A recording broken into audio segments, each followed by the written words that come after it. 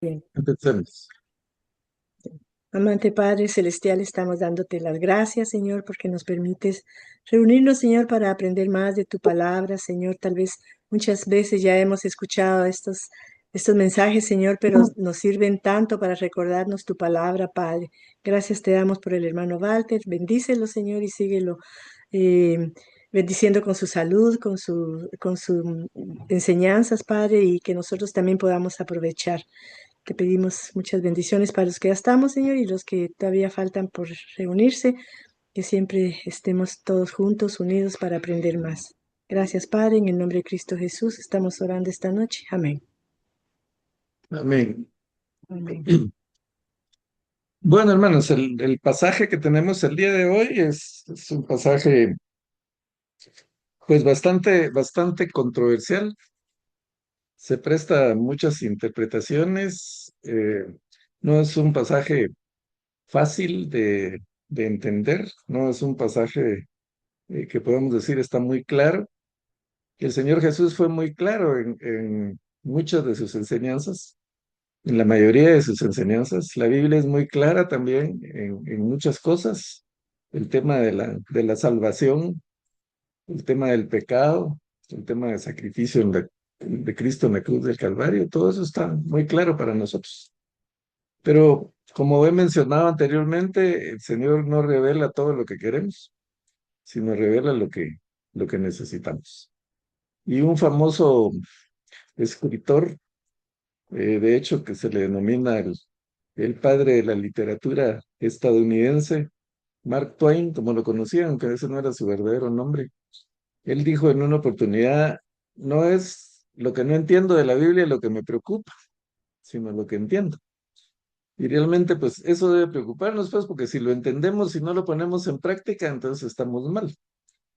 Pero tenemos cierta tendencia a querer conocer el futuro porque queremos tener el control de todas las cosas y tenemos que ser lo suficientemente humildes para dejar que sea el Señor el que controle las cosas. Él tiene el control, Él tiene un plan, Él no improvisa. Todo lo que Él hace está planeado desde antes de la fundación del mundo y todo va de acuerdo a su plan y de acuerdo a su propósito. Él tiene un propósito para la humanidad y tiene un propósito para cada uno de nosotros. Y ese propósito se va a cumplir independientemente de si nosotros queremos entrar en su propósito, ¿no? Pero los temas estos de las profecías del futuro, de los últimos tiempos, pues llaman mucho la atención porque hay mucha curiosidad. Ya he mencionado que no me llama la atención hacer un estudio sobre el Apocalipsis, por ejemplo. Sé que muchas personas estarían presentes en el estudio. Pero una de las razones es porque primero se presta a muchas interpretaciones y entonces uno tiene que decir las diferentes posiciones que hay y entonces la cosa como que se vuelve muy larga, pero pues también se presta a que eh, pues todos estén queriendo satisfacer su curiosidad. De hecho, pasó con los discípulos. En este pasaje que vamos a ver el día de hoy, los discípulos tienen curiosidad y le preguntan al Señor. Pero el Señor, en lugar de satisfacer su curiosidad, pues les habla de que estén preparados, eh, que no se dejen engañar y sobre todo les da esperanza. Entonces, los pasajes proféticos, los pasajes sobre el futuro, el mismo Apocalipsis no es algo para que nos dé miedo, es algo que nos dé esperanza. Porque si algo tenemos los cristianos es esperanza. Y nuestra esperanza es que el Señor está en control de todas las cosas. Nuestra esperanza es que el Señor nos ama. Nuestra esperanza es que es el Rey de Reyes y Señor de Señores. Nuestra esperanza es que a Él no se le escapa nada. Nuestra esperanza es que nosotros estamos en el equipo de Jesús. Y ese es el equipo que va a triunfar. Ahora, si nos salimos de ese equipo, entonces sí ya tenemos problema. Pero mientras tanto, tenemos esperanza y tenemos la certeza de que Él tiene un futuro promisorio para nosotros. Am, yo les he platicado, por ejemplo, que en el siglo pasado surgió la teología de la esperanza. Y tenía un enunciado pues a mí me llamó mucho la atención, por eso lo he mencionado. A veces repito las cosas que he dicho anteriormente, pero es porque eh, pues son cosas importantes que nos conviene entender. Y ese enunciado decía, ah, no es, el futuro no depende del presente, es el presente el que depende del futuro. Y eso es porque, eh, pues, nosotros sabemos, y yo incluso lo he mencionado en algunos cursos, que de las decisiones que nosotros tomamos hoy depende de nuestro futuro. Eso lo tenemos claro. Y donde estamos hoy, pues depende de las decisiones que tomamos en el pasado. Si fueron buenas, vamos a estar bien. Si fueron malas, vamos a estar mal. Eso todos lo sabemos. Entonces, uno se pone a pensar con este enunciado, ¿cómo así que el futuro no depende del presente, sino que el presente depende del futuro? Bueno, pues es muy sencillo. Nosotros sabemos cuál es nuestro futuro. No tenemos que andar curioseando o investigando qué es lo que va a pasar, porque sabemos qué es lo que va a pasar, sabemos qué es lo que nos espera, sabemos que el Señor tiene preparado un lugar para nosotros donde Él está, sabemos que nos espera la vida eterna. Entonces, con base en el futuro, con base en lo que sabemos del futuro, es como actuamos en el presente. Hacemos las cosas que hacemos en el presente porque conocemos nuestro futuro, sabemos hacia dónde va. Ahora, si sabiendo hacia dónde vamos, hacemos las cosas incorrectas, pues entonces eh, ahí estamos mal también. Pero bueno, eh, con esa introducción nos vamos al pasaje de hoy. Eh, y por favor, como de costumbre, yo siempre pregunto si pueden ver la presentación en pantalla. Amén, hermano. Sí, se ve bien. Bueno, muchas gracias. Entonces, le pusimos el título que tiene en la Biblia ahí, algunas de las versiones, pues, la señal de los tiempos y el fin de la era. Aquí tenemos una fotografía de lo que está pasando actualmente con el conflicto entre Israel, Irán, Estados Unidos. La tomé a propósito de eso porque tiene relación con lo que vamos a hablar hoy. Entonces, yendo al pasaje, voy a pedir favor también que alguien me lo lea. Estamos en Marcos 13 y vamos a quitar esto, a ver si lo movemos para que se pueda ver bien. Bueno, entonces aquí tenemos el pasaje, Marcos 13, del 1 en adelante. ¿Quién me ayuda con la lectura? Amén, hermano, yo lo puedo hacer. Cuando salía Jesús del templo, dijo uno de sus discípulos: Mira, maestro, qué piedras, qué edificios. ¿Ves todos estos grandiosos edificios?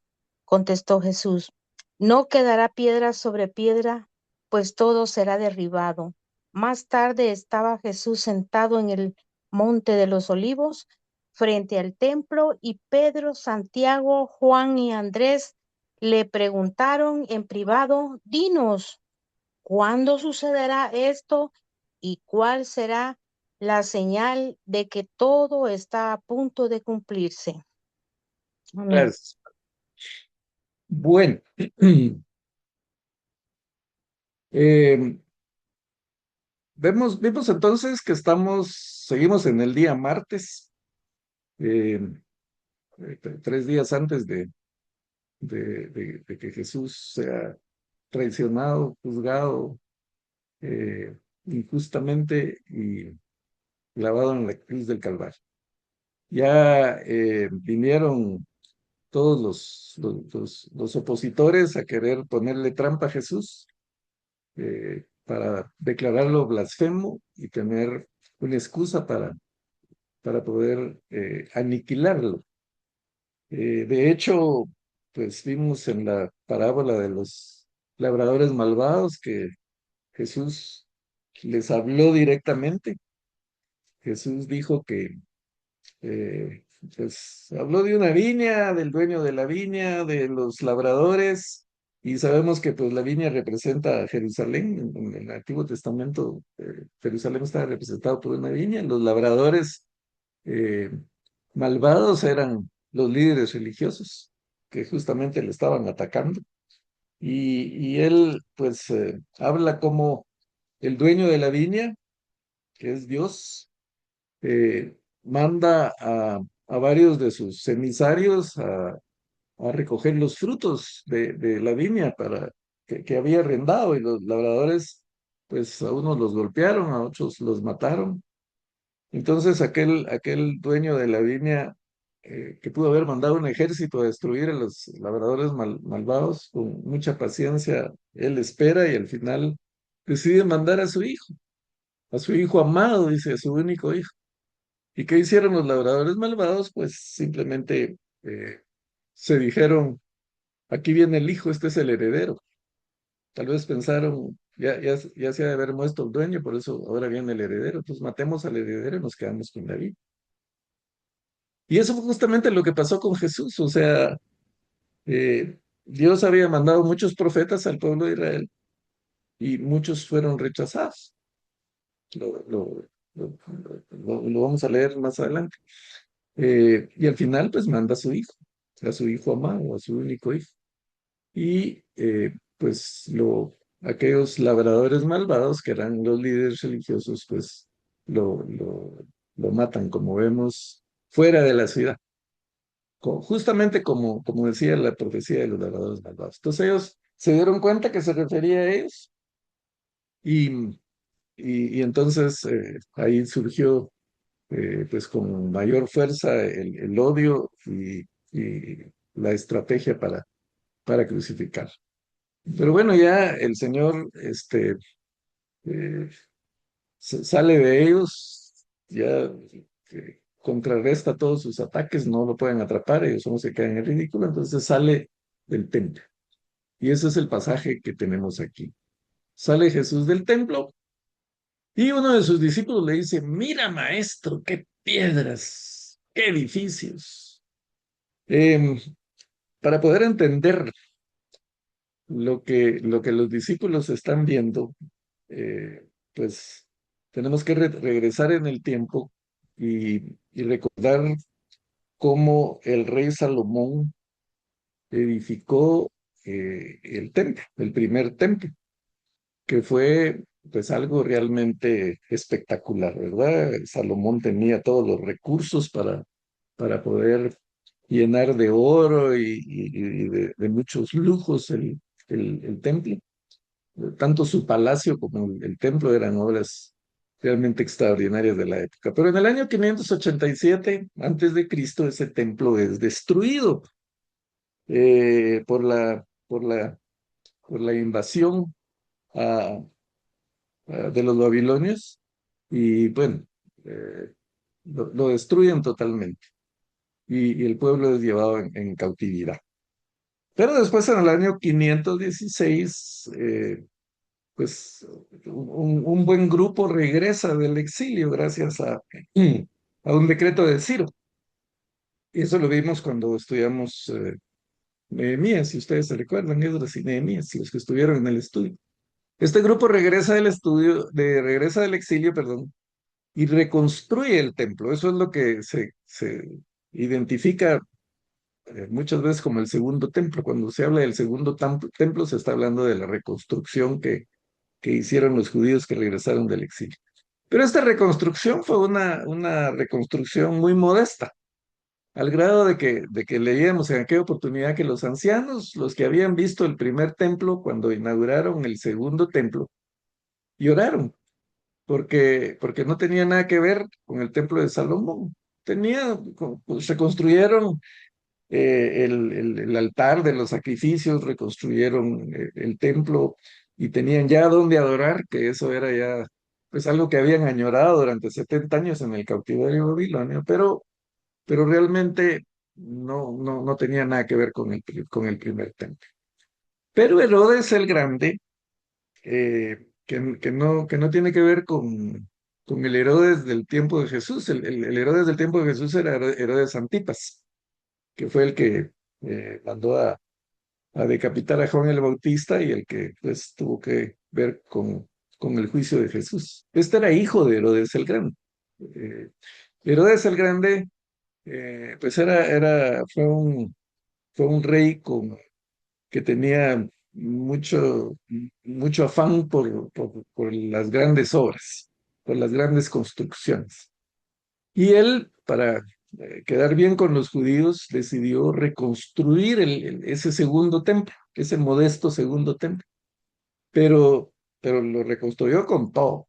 O sea, realmente eh, se esmeró.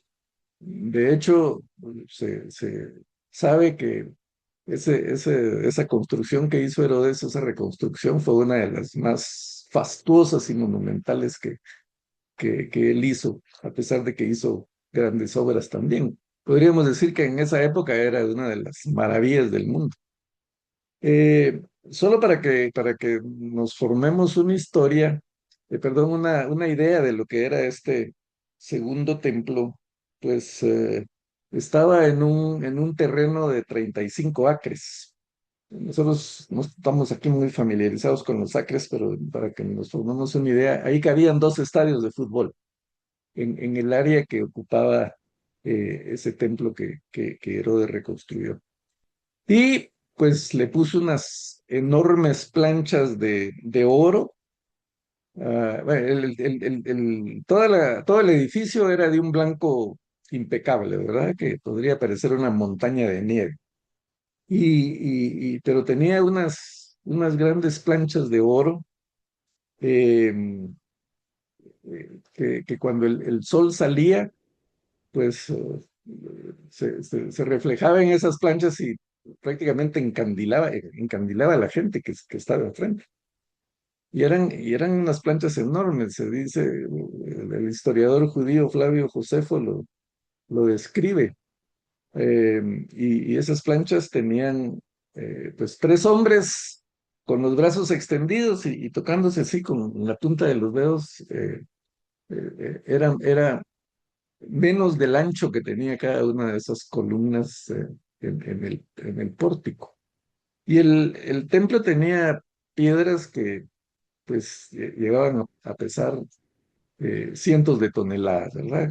No sabemos cómo hicieron para construir eso, pero imagínense los discípulos enfrente de ese templo, de esa obra tan monumental, y de alguna manera, pues ellos también sintiéndose orgullosos de eso, impresionados, como quien dice, mira, Señor, esto que tenemos aquí, ¿verdad? Esto tan bonito, tan maravilloso, como cuando uno se para enfrente de un edificio así muy bonito en algún lugar y bueno, dice uno, qué espectacular, ¿verdad? Esos grandes edificios que se han construido en algunos lugares del mundo con cientos de pisos, ¿verdad? Y uno parado enfrente y dice, bueno, qué grande eso. Esa es la expresión de los discípulos ahí. Mira, maestro, dice, qué piedras, qué edificios. Y Jesús, nada impresionado por lo que está viendo, por el templo, les dice, ven esos grandes edificios. No va a quedar nada, no va a quedar piedra sobre piedra, pues todo será derribado. Eso fue un trauma para los discípulos, fue un shock porque como que dice, ¿cómo van a derribar esto? Esa construcción es imposible de derribar. Recordemos que en aquella época no habían tanques, no habían las bombas que hay ahora. eh, pues para derribarlo tendría que ser con espadas, con instrumentos pues, realmente rudimentarios para nuestra época. Entonces, no les cabe en la cabeza, no puede ser. ¿Cómo va a ser esto derribado? Aparte, es el templo, pues es la casa de Dios, él no va a permitir que eso sea derribado. Eh, y entonces, pues probablemente aquí estaban con mucha gente, con más discípulos, pero ya en privado, dice que Jesús se va al monte de los olivos frente al templo, y ahí otra vez contemplando el templo, Pedro, Santiago, Juan y Andrés le preguntan, ¿cuándo va a ser esto? ¿Cuál será la señal de todo lo que está a punto de cumplirse? Eh, tenemos aquí los pasajes paralelos, Mateo 24, siempre a mí me gusta leer para tener una mejor idea de lo que está diciendo. Les dice, y estaba él sentado en el monte de los olivos, los discípulos se le acercaron aparte diciendo, dinos, ¿cuándo serán estas cosas? ¿Y qué señal habrá de tu venida y del fin del siglo? Vemos que aquí los discípulos están interpretando esto como el fin del mundo, como la segunda venida del Señor y ya el fin del mundo. Es interesante que el Señor predijo su muerte, tal y como iba a pasar, como lo vimos en la parábola de los labradores. Eh, pre- pre- eh, Predice su resurrección y predice su segunda venida. Entonces, para los discípulos, estos tres eventos, pues van a ser inmediatamente después de la destrucción del templo. Pero el Señor les aclara aquí, el Señor prácticamente los tranquiliza y los tranquiliza en muchos pasajes, aquí en este capítulo de Marcos, que es uno de los más, en donde Marcos habla más extensamente de lo que dijo Jesús. Recordemos que desde el principio hablamos que Marcos se enfoca más en lo que Jesús hizo que en lo que Jesús dijo. Pero este versículo sí habla, 37 versículos con las cosas que Jesús dijo. Y hay pues muchos pasajes. El versículo 5 dice, mirad que nadie os engañe. El versículo 9 dice, mirad por vosotros mismos, porque se entregarán a los concilios, a las sinagogas, todo esto por causa de mí. El versículo 18 dice, orad pues que vuestra vida no sea en invierno. El versículo 21 dice, entonces si algunos dijeren, mirad, aquí está el Cristo, mientras está ahí, no le creáis. O sea, y así sigue en los versículos 23, 28, 33, 35, 37, diciéndoles que no se dejen engañar, que no los engañe nadie. Las cosas no son así como ellos lo están pensando. Es un mensaje para nosotros también de que nadie nos engañe, de cómo van a hacer las cosas. Eh, y pues de eso se trata el estudio y eso es lo que podemos ver con claridad en este pasaje. Dice, tengan cuidado que nadie los engañe, comenzó Jesús a advertir. Vendrán muchos que usando mi nombre dirán yo soy y engañarán a muchos. Cuando sepan de guerras y de rumores de guerra, no se alarmen. Es necesario que esto suceda, pero no será todavía el fin. Se levantará nación contra nación y reino contra reino. Habrá terremotos en diferentes lugares, también habrá hambre. Esto será apenas el comienzo de los dolores. Entonces Jesús predijo la destrucción del templo. Y en el pasaje de los labradores malvados, volviendo a eso que nosotros vimos anteriormente, él dijo que el templo, pues que el Señor iba a quitarles a ellos estas cosas. Vamos a ver, ¿dónde está para que volvamos a leer el tema de los labradores? Aquí está. Dice, em, bueno, el pasaje paralelo está en Mateo. Vamos a ver, Mateo.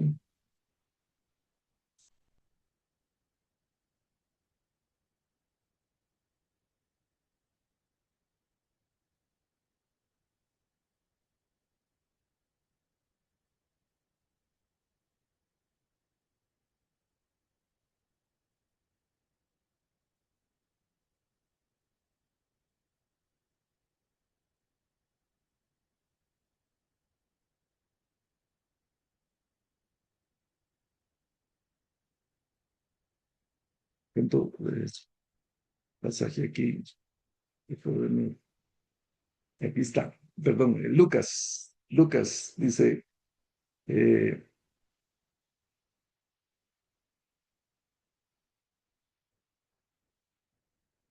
Procuraban los principales sacerdotes y los escribas echarle mano en aquella hora porque comprendieron que contra ellos había dicho esta parábola. Pero temieron al pueblo.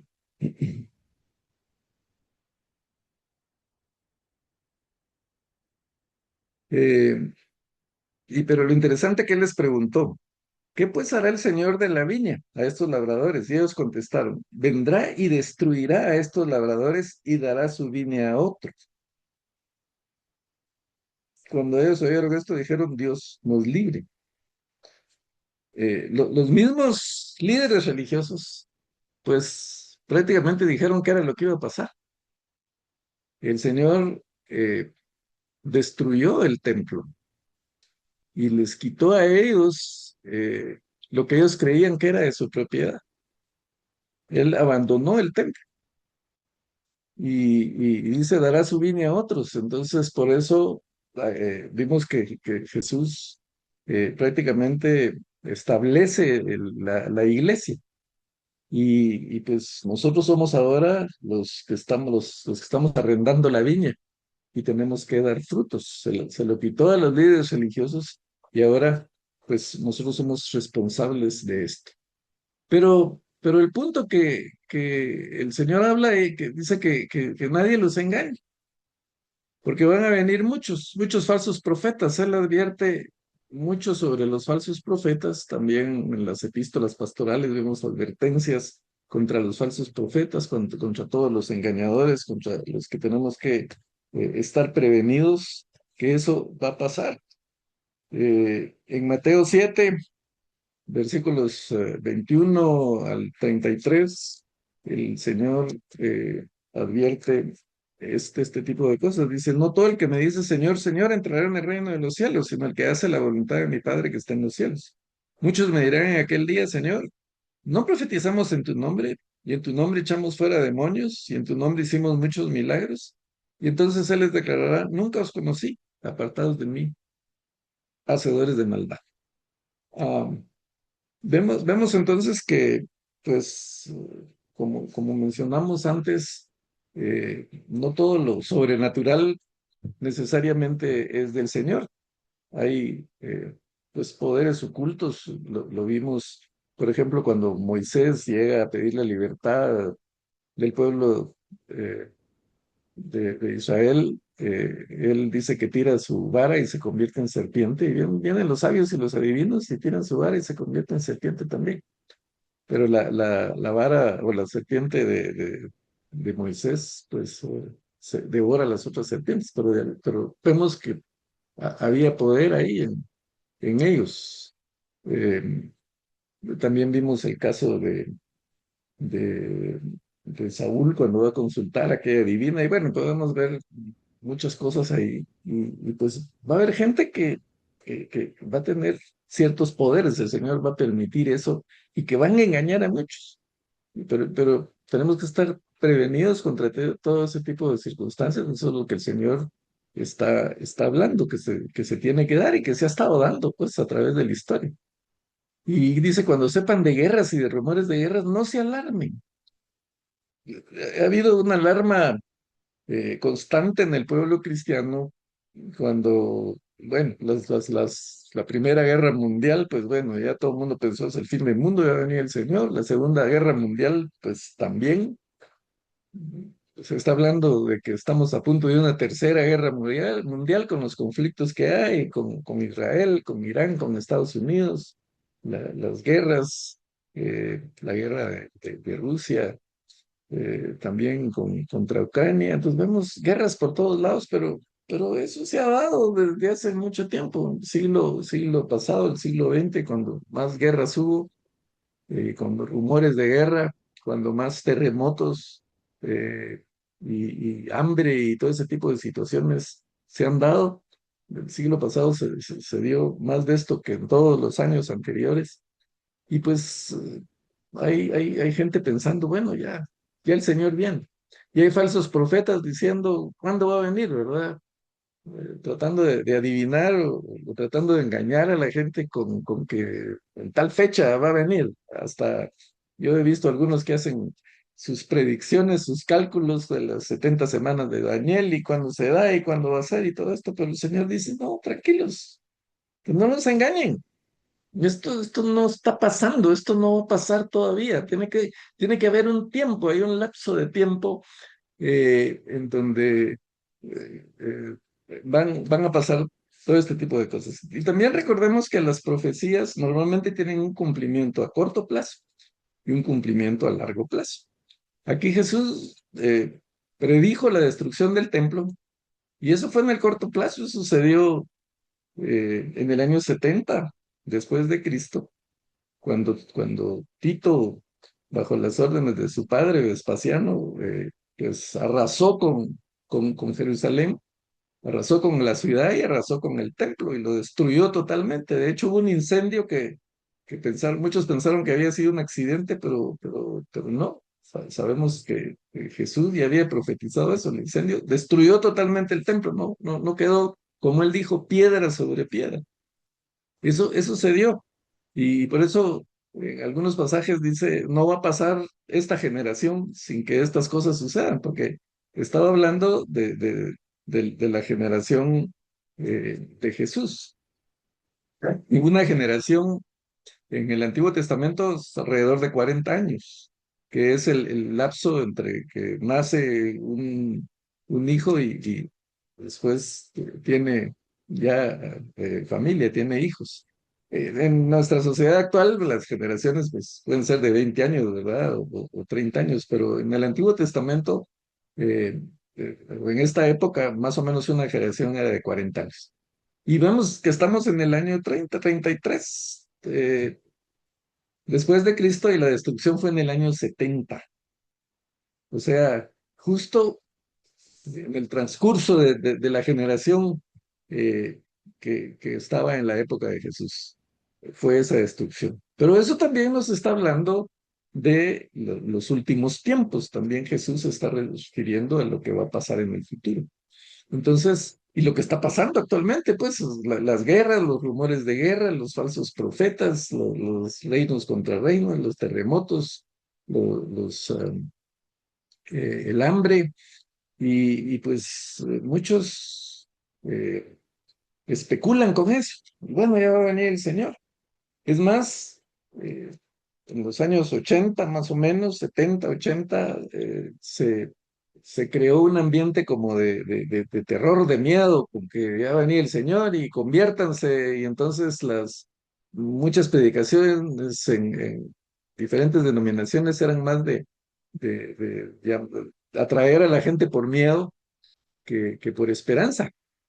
Y puede pasarnos, hermanos, que nosotros sentamos temor por las cosas que están pasando. Y pues tampoco es un temor infundado, porque de alguna manera nos afectan. Ya esta guerra, por ejemplo, de Irán, por lo menos en Guatemala, disparó los precios de la gasolina. Me imagino que en todos lados, si se disparan los precios de la gasolina, entonces se disparan los precios de todo lo demás.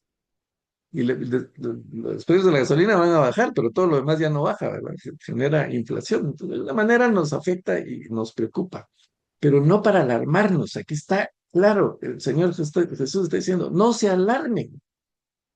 Es necesario que esto suceda, pero no será todavía el fin.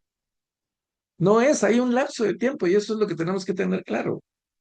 Y como dije al principio, los cristianos tenemos esperanza en lo que el Señor va a hacer con nosotros. Para nosotros no será tribulación, para nosotros será una época de gozo, de las bodas del Cordero, de estar en la presencia del Señor, de ser rescatados por Él, de ser raptados por Él y de ir a gloria. Estemos vivos o no, eso va a pasar con nosotros, porque los muertos en Cristo dice que resucitarán primero. Entonces esa es nuestra esperanza. Entonces, no, que nadie nos engañe, que nadie nos preocupe, que nadie nos venga a decir estas cosas van a pasar. Y solo los falsos profetas hacen eso y utilizan eso como herramienta para ganar personas.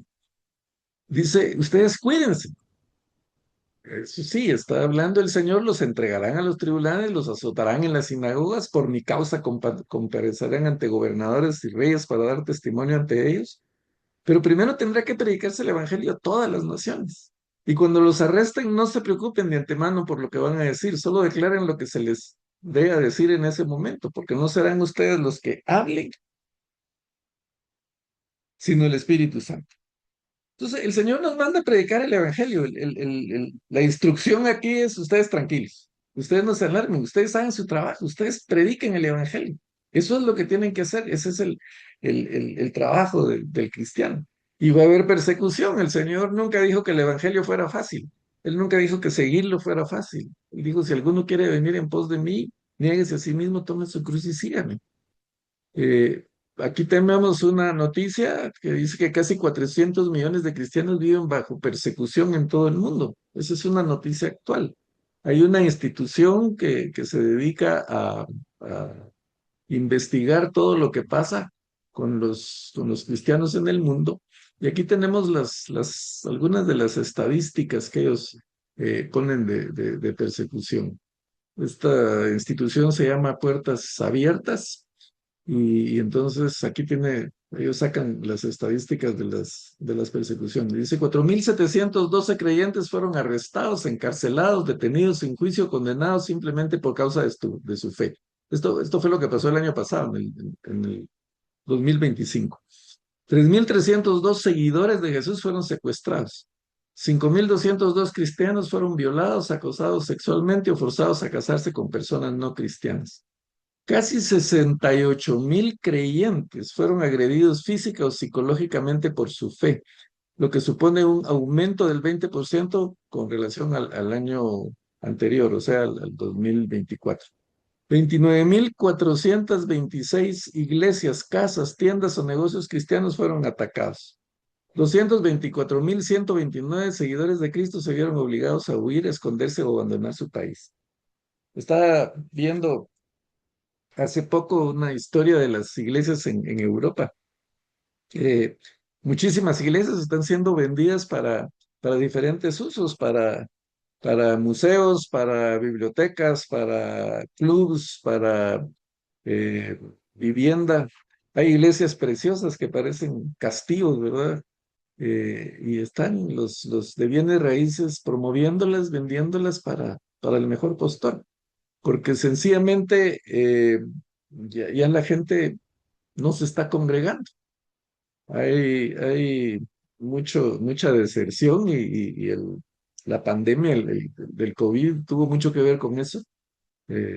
Mucha gente dejó ir a las iglesias por un año, por lo del COVID, por lo que pasó, y ya no regresaron.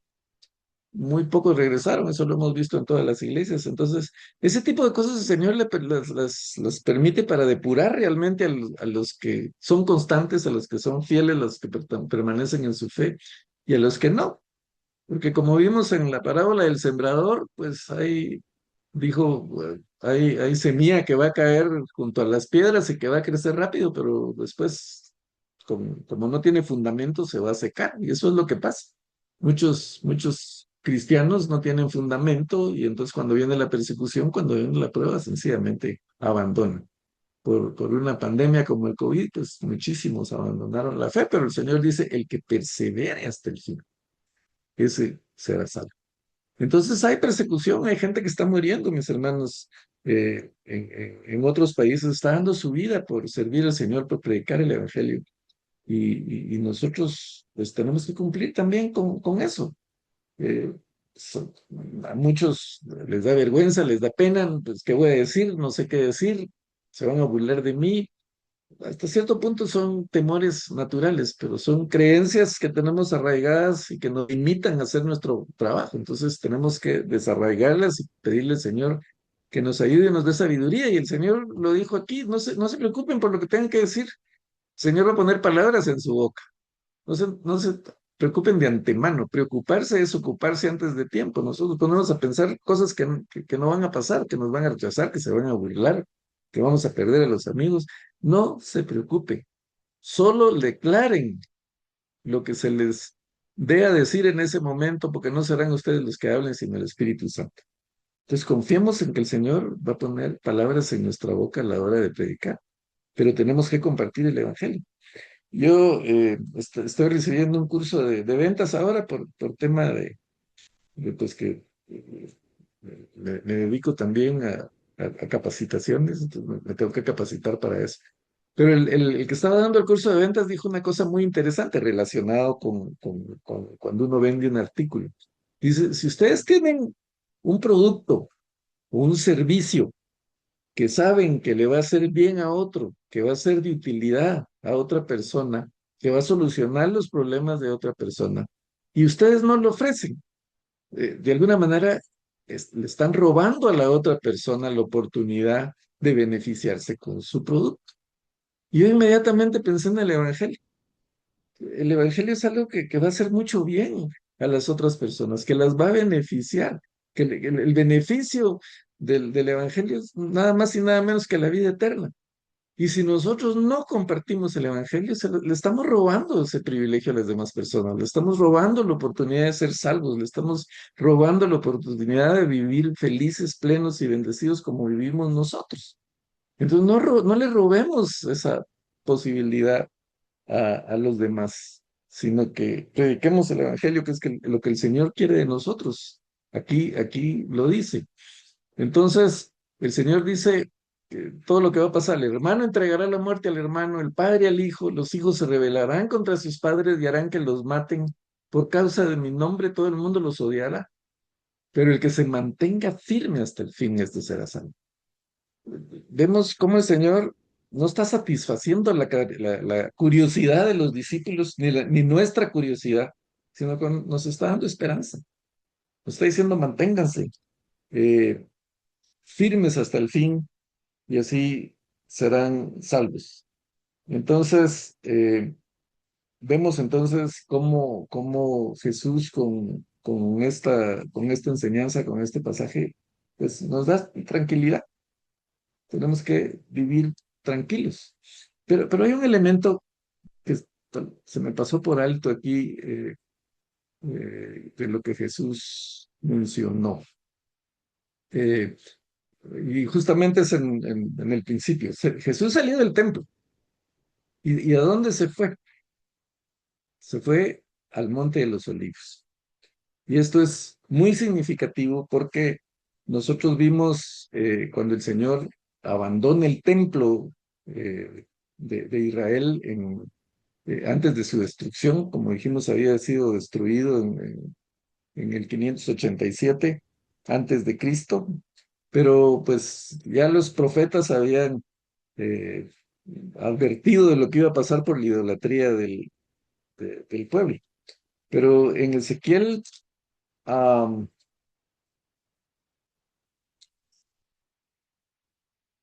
capítulo 11,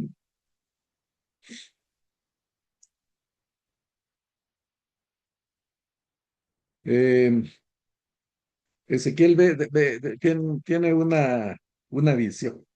Él mira la gloria del Señor. Dice el capítulo 10, miré aquí en la expresión que había sobre la cabeza de los querubines como una piedra de zafiro que parecía como semejanza de un trono que se mostró sobre ellos. Aquí está hablando de toda la visión. Y él habló el varón vestido de lino y le dijo, entra en medio de las ruedas debajo de los querubines y lleva tus manos de carbones encendidos de entre los querubines y espárcelos a la ciudad y entró a la vista mía. Pero en el capítulo 11 que mencioné, dice, después alzaron los querubines sus alas y las ruedas en pos de ellos, y la gloria del Dios de Israel estaba sobre ellos. Y la gloria de Jehová se elevó de en medio de la ciudad y se puso sobre el monte que está al oriente de la ciudad. Luego me levantó el espíritu y me volvió a llevar en visión del espíritu de Dios a la tierra de los caldeos, a los cautivos, y se fue de mí la visión que había visto. Aquí Ezequiel está diciendo cómo la gloria del Señor abandonó el templo en aquella época. Ya antes de su destrucción, el Señor la había abandonado, como dije, por la idolatría del pueblo. Y en Zacarías, capítulo 14:4, dice, y se afirmarán sus pies en aquel día sobre el monte de los olivos, que está enfrente de Jerusalén al oriente. Y el monte de los olivos se partirá en medio hacia el oriente y hacia el occidente, haciendo un valle muy grande. Y la mitad del monte se apartará hacia el norte y la otra mitad hacia el sur. Y aquí está hablando Zacarías del día de Jehová. El versículo 3 dice, saldrá Jehová y peleará con aquellas naciones como peleó en el día de la batalla. Pero vemos que el monte de los olivos es muy significativo. Cuando el Señor abandonó el templo, el antiguo templo, el templo de Salomón. Él fue la gloria del Señor se fue al monte de los olivos. Aquí Jesús está abandonando el templo, sale del templo y va ¿a dónde? Al monte de los olivos. ¿Y, y, y quién es la gloria? ¿Quién representa la gloria de Dios? Jesús. Vemos que Juan dice, y vimos su gloria como la gloria del unigénito Hijo. Jesús representaba la gloria de Dios, representa la gloria de Dios. Y él abandona el templo y les dice, no me van a ver más, no me van a ver más hasta que veas al Hijo del Hombre. Mateo, eso está en Mateo 24. Vamos a leer Mateo 24. Estaba pasando por alto este comentario. Mateo 24, 15. Dice, por tanto, cuando veáis en el lugar santo la abominación desoladora de que habló el profeta Daniel, entonces, no, perdón, esto no, este pasaje es de lo que estamos viendo ahorita. Eh,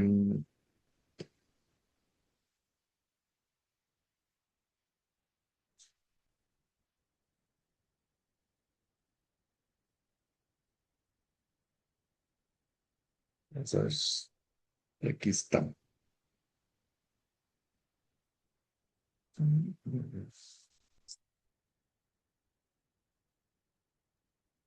Ya había mencionado este pasaje. Teo, pues hay tanta cita relacionada con esto que me cuesta recordarlas o ordenarlas.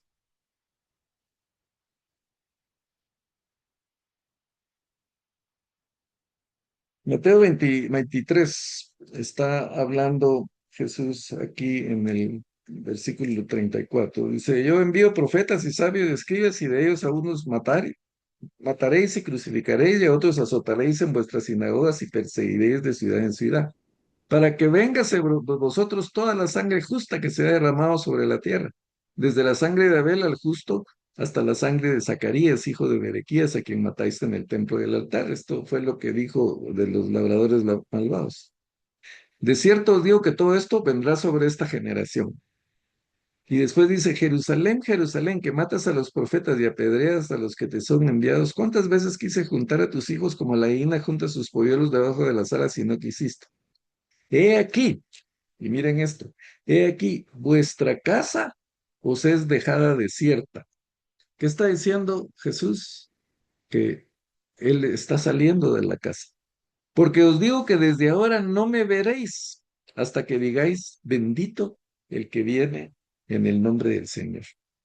Aquí prácticamente les está diciendo ya, mi gloria está abandonada está abandonando el templo. No me van a ver más ustedes por todo lo que han hecho. Y todo esto que yo estoy diciendo vendrá sobre esta generación. Y, y dice, vuestra casa os he dejado desierta. Eh, Recordemos cuando el Señor echa a los vendedores del templo, les dice, mi casa, será llamada casa de oración. Pero ahora no dice mi casa, dice vuestra casa será dejada desierta. Él ya abandonó el templo, él sale del templo y ya no regresa más, porque después de esto, pues sabemos que viene su muerte, su crucifixión y su resurrección. No vuelve al templo. El templo que quedó abandonado. Él les quita prácticamente los privilegios sobre el templo y como dijimos anteriormente, pues ahora es la iglesia la que tiene arrendado la viña, o sea, nosotros. Pero es significativo lo que Jesús hace aquí, que sale del templo, se va a parar al Monte de los Olivos, como pasó la primera vez cuando el Señor abandonó el templo. Entonces, pues siguiendo con lo que vimos, el hermano entregará la muerte al hermano, el padre al hijo, los hijos se rebelarán contra sus padres, dirán que los maten. Por causa de mi nombre, todo el mundo los odiará, pero el que se mantenga firme hasta el fin, este será salvo. Esta institución que yo les mencioné de puertas abiertas, yo les voy a mandar el link para que entren a ver las noticias y todo lo que ellos hablan con relación a la persecución, y hablan de un cristiano que su padre le dijo, no puedo evitar que leas la Biblia, pero si te conviertes al Evangelio, yo mismo te voy a matar. Y entonces, muchas veces la misma familia, eh, esos lugares, pues es capaz de entregar a los hijos, a sus hermanos, porque se convierten al cristianismo, y eso va a seguir así. Aquí tenemos la foto, esta foto es de una noticia aquí en Guatemala, de un padre que secuestraron al hijo y él pagó el rescate. Pero cuando devolvieron al hijo, él le dijo, mira, ya pagué tu rescate, pero ese dinero me lo tenés que devolver. Y entonces cuando el hijo creció, le reclamó que le devolviera el dinero, y como el hijo no le pudo devolver el dinero del rescate, lo mató. Mató a su propio hijo. Ahí lo llevan preso. Esa es una noticia actual. No tiene que ver con que se haya convertido al Evangelio, pero vamos a cómo se multiplica la maldad, cómo es posible que un padre sea capaz de matar a su propio hijo. Y vemos a cada rato noticias de hijos que matan a los padres también. Entonces, eso es la maldad, y eso es lo que hace el ser humano cuando está lejos de Dios. Y hay lugares, como ya vimos, en donde por seguir al Señor, el mundo habló de que iba a odiar a las personas. Pero el mensaje es, hermanos, mantenernos hasta el fin, creyendo y confiando en las promesas del Señor, porque Él está en control de todas las cosas. Él es el que nos da la victoria, y como dije, tenemos esperanza. Entonces, el mensaje es no alarmarnos por todas las cosas que pasan. Obviamente, pues, tomar nuestras precauciones por lo que puede afectar a nuestro país, a nuestra economía. Pero todavía no es el fin. Hay un lapso de tiempo. Y solo el Señor sabe cuándo va a venir. Él dice que vendrá como ladrón en la noche.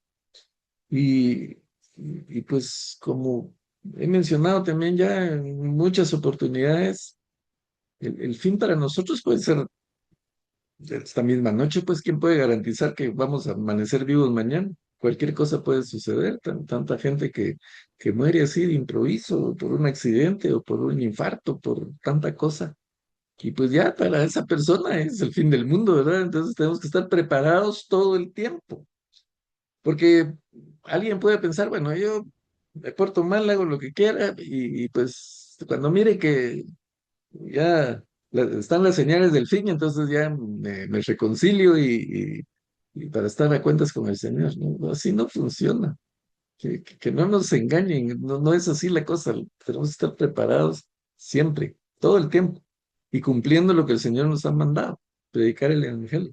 No nos robemos ese beneficio, no nos robemos ese gran bien que podemos hacer a los demás. Es lo mejor que podemos hacer por otro ser humano. Pero bueno, ya nos avanzó el tiempo. Más o menos logramos finalizar el pasaje de hoy, pero la semana entrante sigue, porque este capítulo 13, como ya dijimos, de Marcos, pues es el más extenso, pues, el más extenso de Marcos, donde Marcos escribe más sobre Jesús. Entonces sigue las palabras de Jesús, siguen las profecías, y pues si el Señor lo permite, lo vamos a ver la próxima semana, porque son 34 o 37 versículos, creo, los que tiene el capítulo de Marcos. Sí que tenemos aquí material incluso para Semana Santa, ¿verdad? Y tal vez pasar de Semana Santa todavía con lo que nos falta. Ya son pocos versículos, son pocos capítulos, porque eh, son 16, pero vemos, sí, 37 versículos tiene Marcos. Y ahí ya llegamos al 15, al 16, 14, 15, 16, y terminamos. Pero pues si queremos sacarle provecho a esto, todavía nos va a tomar algunas sesiones. Muy bien, ¿cómo están? ¿Se me durmieron? No estuvo muy complicado el asunto, quedó algo más o menos claro. ¿Hay dudas, preguntas? Eh, Hablen, mis hermanos, el tiempo es de ustedes. Muy interesante la clase, hermano Walter. La verdad que usted nos amplía el panorama siempre y nos hace ver de una perspectiva diferente, ¿verdad? Ahí sí que realmente se cumple que la palabra es viva y eficaz. La verdad nos motiva a poder hablar del Señor y a hacer la obra, ¿verdad? Que el Señor nos ha mandado a seguir adelante y sobre todo tener la certeza, la confianza de que venga lo que venga, Dios está en control, ¿verdad? Y tener paz porque todo lo que pase va a ser para bien. Así Así es. que gracias, hermano Walter, nos motiva mucho siempre. Dios lo bendiga y siga Gracias, adelante, hermana Silvia, hermano. Dios lo igualmente. bendiga grandemente. Gracias. Bueno, no hay preguntas, entonces, ¿está todo clarísimo o no se entendió nada? Claro, hermano. Todo muy claro, sí. Muy bonito, muchas gracias, sí. Así como dijo la hermanita Silvia, ¿verdad? Hacer la obra que nos toca a nosotros y el Señor es el que nos guía. Así es, Él nos da las palabras. Ahí está la otra hermana Nuri. La chica, Muy calladita, pero ahí está, qué bueno. sí. Sí, sí, gracias a Dios. Sí, estuvo muy bonito y pues sí, esperamos, ¿verdad? Que nuestra oración es que las personas que, pues así como nosotros, ¿verdad? Que nos afectan las noticias, miramos todo esto y de todo, que Dios ablande sus corazones, ¿verdad? Para cuando escuchen su palabra sean receptivas y puedan venir a los pies de Cristo. Así Amén. es. Y que no se alarme, ¿verdad? También Eso, poner paz en la gente, que no se sí. dejen engañar por gente que les está diciendo que ya se va a Ay, acabar el sí, fin del sí, mundo. sí, Yeah. sí, sí, sí, Solo el sí. Señor sabe cuándo va a pasar eso, así que Es cierto, sí. Ujú. tranquilos Yeah. todos. Ay, Sí. sí. Bueno, que Dios me los Bueno, bendiga, pues que descansen, pasen igualmente, buena pasen noche. feliz noche todos. ¡Feliz noche! Feliz Dios los noche. bendiga. Buenas Buenas noches. Bye. noches. Todos. Eso también. Dios les Dios les Dios bendiga. bendiga. Chao. bendiga. Feliz noche. Buenas noches. Hermanita Mucho gusto, Silvia, hermanita. Dios los mucho gusto en bendiga. Dios verlos a les bendiga. todos. Hasta luego. Sí. Adiós. Feliz Feliz noche a noche. todos, Feliz hermanos. noche a todos. Adiós. Que Dios pasen feliz bendiga. noche, hermanita Carol, Silvia, todas. Sí. Feliz Que Dios Gracias los noche. igualmente, bendiga. hermana. Feliz noche. Un Gracias, Dios los abrazo. bendiga, igualmente. hermano Walter. Hermana, hermana Gracias, feliz Mari. noche, que Hermana descansen. Mari, sí. Gracias, hermano.